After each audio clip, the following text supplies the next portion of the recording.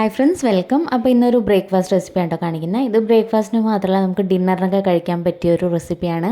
ഇതിന് പ്രത്യേകിച്ച് കറികളൊന്നും വേണ്ടിയതല്ല കേട്ടോ, അങ്ങനെ തന്നെ കഴിക്കാൻ നല്ല ടേസ്റ്റി ആയിരിക്കും.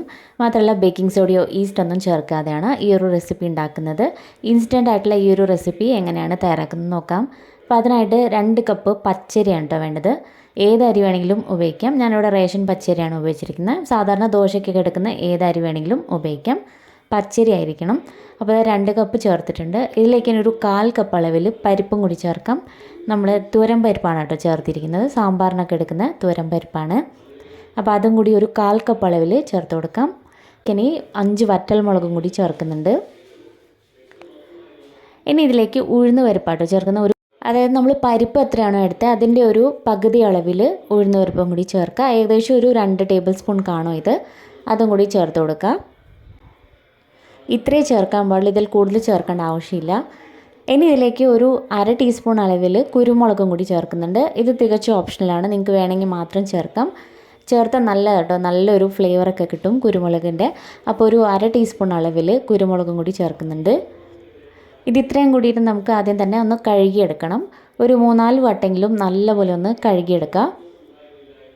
അപ്പോൾ കുരുമുളകൊക്കെ ചേർത്തതിന് ശേഷം കഴുകാൻ ബുദ്ധിമുട്ടുണ്ടെങ്കിൽ ആദ്യം ഇതൊക്കെ കഴുകിയതിന് ശേഷം കുരുമുളക് ചേർത്താലും മതി. ഇപ്പോൾ ഞാനെല്ലാം കഴുകിയെടുത്തു. ഇനി ഇതിലേക്ക് നല്ല വെള്ളം കൂടി ഒഴിച്ചിട്ട് ഇത് കുതിരാൻ വേണ്ടിയിട്ട് മാറ്റി വയ്ക്കുകയാണ് ചെയ്യുന്നത്.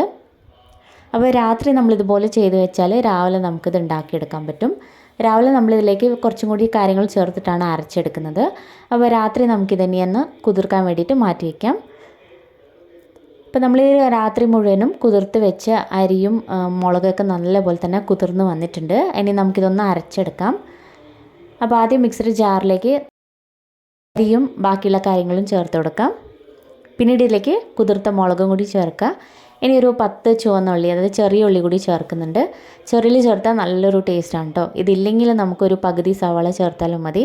പക്ഷേ ഉണ്ടെങ്കിൽ ഇത് തന്നെ ചേർക്കുക, നല്ല ടേസ്റ്റായിരിക്കും. ആവശ്യത്തിന് വെള്ളം കൂടി വെച്ചിട്ട് നന്നായിട്ടൊന്ന് അരച്ചെടുക്കാം. നൈസായിട്ട് തന്നെ അരച്ചെടുത്താൽ മതിയാവും. അപ്പോൾ ഇത് അരച്ചെടുത്തിട്ടുണ്ട്. 2 ബാച്ചായിട്ടാണ് നമ്മൾ അരച്ചിരിക്കുന്നത്. നമ്മൾ അരച്ച് ഇതിലേക്ക് തന്നെ ചേർത്തിട്ടുണ്ട്. ഇനി ഇതിലേക്ക് ആവശ്യത്തിന് ഉപ്പും കൂടി ചേർക്കാം. പിന്നെ ഒരു 1/2 ടീസ്പൂൺ അളവിൽ കായപ്പൊടി കൂടി ചേർക്കാം. പെരുങ്കായപ്പൊടിയാണ് ചേർത്തത്. സാമ്പാറിലൊക്കെ ചേർക്കുന്ന പൊടിയാണ്. അപ്പോൾ അത് ചേർത്താൽ പ്രത്യേകിച്ച് നമ്മളിതിലേക്ക് പരിപ്പൊക്കെയാണല്ലോ ചേർത്തിരിക്കുന്നത്. അപ്പോൾ ഗ്യാസിൻ്റെയൊക്കെ പ്രശ്നം ഉണ്ടെങ്കിൽ മാറാൻ വേണ്ടിയിട്ടും മാത്രമല്ല നല്ലൊരു ഫ്ലേവറും കിട്ടും. അതിന് വേണ്ടിയിട്ടാണ് പെരുങ്കായപ്പൊടി ചേർക്കുന്നത്. ഒരു 1/2 ടീസ്പൂൺ ചേർത്താൽ മതി. പിന്നെ 1/2 ടീസ്പൂൺ അളവിൽ നല്ല ജീരകം കൂടി ചേർക്കാം. ജീരകം ചേർത്താൽ നല്ലൊരു ഫ്ലേവറും ടേസ്റ്റും കിട്ടും കേട്ടോ.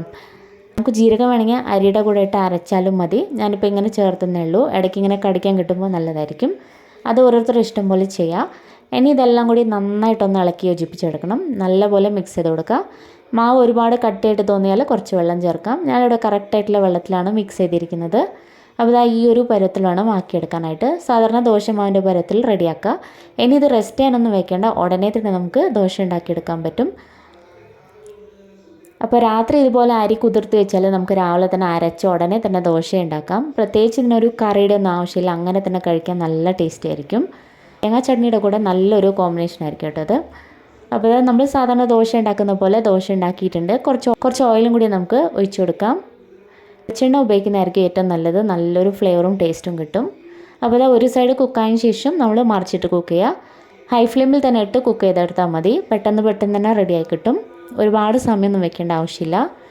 അപ്പോൾ ഇതുപോലെ തന്നെ എല്ലാം നമുക്ക് റെഡിയാക്കി എടുക്കാം.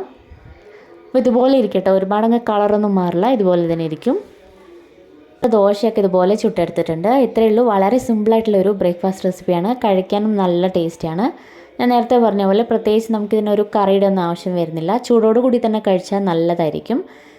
തേങ്ങാ ചട്നിയുടെ കൂടെ ആയിരിക്കും ഏറ്റവും നല്ല കോമ്പിനേഷൻ. എന്തായാലും ഒന്ന് ട്രൈ ചെയ്ത് നോക്കുക. വളരെ സിമ്പിളായിട്ടുള്ള ഒരു റെസിപ്പിയാണ്. പിന്നെ ഈ മാവ് ബാക്കി വന്നാൽ നമുക്ക് ഫ്രിഡ്ജിൽ വെച്ചിട്ട് പിന്നീട് നമുക്ക് ഉപയോഗിക്കാൻ പറ്റും.